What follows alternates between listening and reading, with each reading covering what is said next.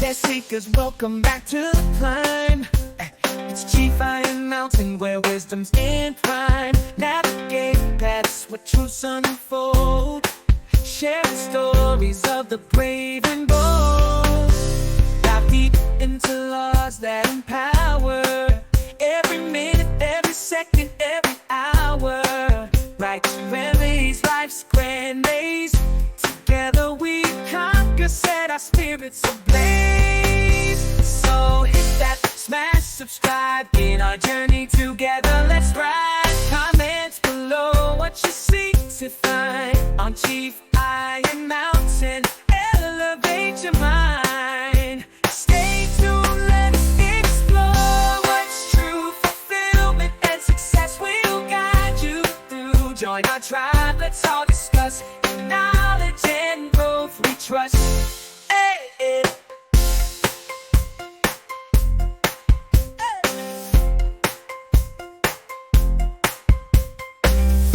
In savage and growth we trust.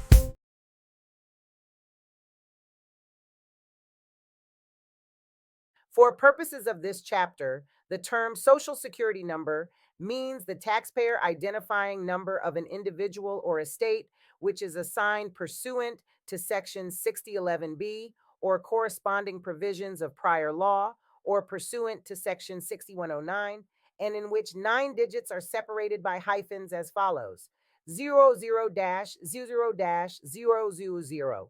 Such term does not include a number with a letter as a suffix, which is used to identify an auxiliary beneficiary under the Social Security program. The terms account number and Social Security number refer to the same number. Perplexity says that 26 CFR Par 301 TRN 770111 defines a Social Security number, SSN, within the context of U.S. federal tax regulations. Specifically, this regulation clarifies the format and usage of the SSN as a taxpayer identifying number. Perplexity says that the key points detailed in this regulation: 1. Definition and format. The regulation defines a Social Security number as the taxpayer identifying number assigned to an individual or an estate. This number is issued under the authority of Section 6011B or Section 6109 of the Internal Revenue Code, or corresponding provisions from prior laws. The SSN is formatted as a 9-digit number, divided by hyphens into 3 parts. The first set consists of 3 digits, the second set consists of 2 digits, and the third set consists of 4 digits, e.g. 00002. Exclusions. The regulation specifies that the term Social Security number does not include any number that has a letter as a suffix. Numbers with a letter suffix are used to identify auxiliary beneficiaries under the Social Security program and thus are not considered the same as a taxpayer's SSN. 3. Terminology consistency. It also clarifies that the terms account number and Social Security number are used interchangeably and refer to the same number, and that this regulation is part of the broader legal framework that governs the use of Social Security numbers for tax and identification purposes, ensuring that there is a standardized format for these numbers across various administrative and legal processes. ChatGPT says that 26 CFR paragraph 301.7701-11 defines a Social Security number, SSN, within the context of U.S. tax law. Here's ChatGPT's breakdown of the regulation.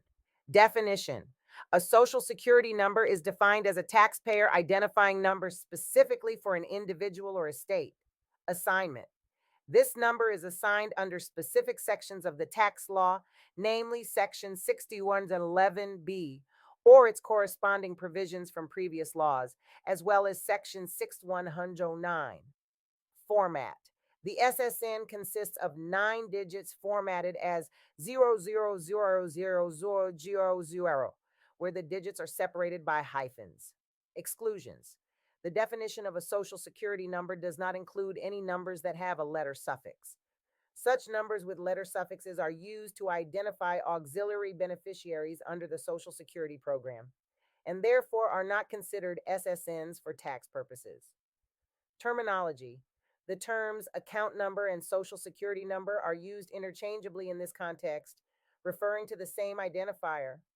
ChatGPT says that this definition is fundamental for understanding how social security numbers are used in tax documentation and legal processes relating to individual and estate identification.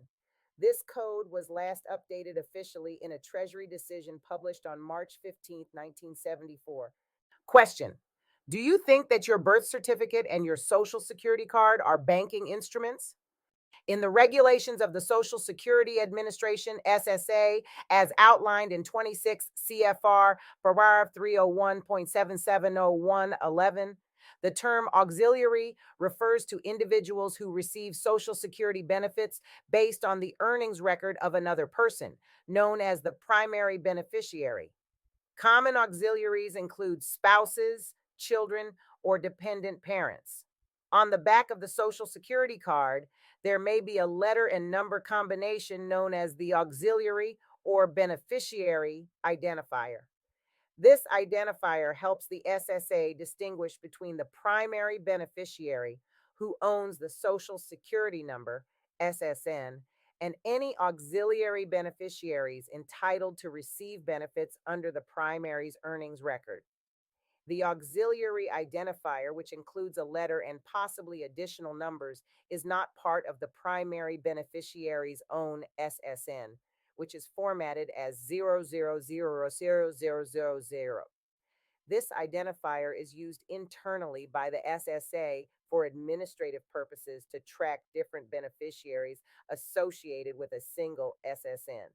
Regarding the metaphor of an auxiliary as a means of transfer or connection, similar to an auxiliary cord used to connect devices for audio transmission, in the context of Social Security, an auxiliary beneficiary represents a link in the transfer of funds. Here, benefits are transmitted from one person's earnings record to support another person, similar to how data or power is transferred via a physical connection in technology and commerce. The terms account number and social security number are used interchangeably, referring to the same identifier. In banking, transactions require both an account number and a routing number. The account number can be likened to an individual's social security number, SSN. As for a routing number, it is analogous to an employer identification number, EIN, particularly when discussing estates. The EIN is critical as it's a number you can generate and control, unlike the SSN, which is assigned. This distinction is significant, especially when differentiating between personal and estate transactions on paper. For further insight into legal and financial documentation, consider reviewing 46 U.S. Code paragraph 31321, which deals with the filing, recording, and discharge processes. Understanding what an EIN is and how it functions is also crucial. Here are some benefits of having an EIN for a business. 1. Separates finances. An EIN allows for the separation of business and personal finances, which aids in maintaining limited liability and simplifies accounting and tax processes. 2. Protects identity. Using an EIN instead of an SSN on business documents reduces the risk of identity theft. 3. Establishes business credit. An EIN helps in building business credit, which is essential for securing future loans, credit cards, and leases as your business expands. 4. Enhances credibility. Possessing an EIN can make your business appear more professional and established to potential clients and vendors. 5. Simplifies tax processes. An EIN facilitates the filing of business tax returns and the payment of estimated taxes, helping to avoid penalties associated with late or incorrect filings. 6. Enables employment. An EIN is necessary for hiring employees, setting up payroll systems, and managing employment tax forms. 7. Facilitates licensing. Many governmental bodies require an EIN to issue business licenses and permits. 8. Supports foreign entrepreneurs. Non-U.S. citizens can use an EIN to engage in various business activities in the U.S., such as opening bank accounts and applying for credit, without needing an SSN. To manage your interactions with the IRS effectively, Familiarize yourself with IRS Form SS4 and IRS Form 56. These forms are essential for informing the IRS of your intent to manage your assets actively. IRS Form SS4 is used for obtaining an EIN, and IRS Form 56 notifies the IRS of fiduciary relationships. It's crucial to indicate your direct involvement with your assets, transitioning control from a broader institutional handling to personal management. To better understand these concepts, I recommend searching for terms like estate and reviewing the instructions for both IRS Form SS4 and IRS Form 56. This will provide clarity on how to establish and communicate your role regarding your property, ensuring that both public and private entities recognize your authority. Thanks for joining us today on Chief Iron Mountain. We dove deep into empowering topics, and your insights in the comments have been incredible. Don't miss our next video where we'll explore even more about estate EINs, IRS Forms SS4 and 56, and the intricacies of banking. If you found today's discussion enlightening, make sure to like, subscribe, and hit that bell icon so you won't miss out on part 2. Have questions or want more details? Drop your thoughts in the comments below and let's keep the conversation going. Remember, every step you take on this journey enriches our community. See you in the next video.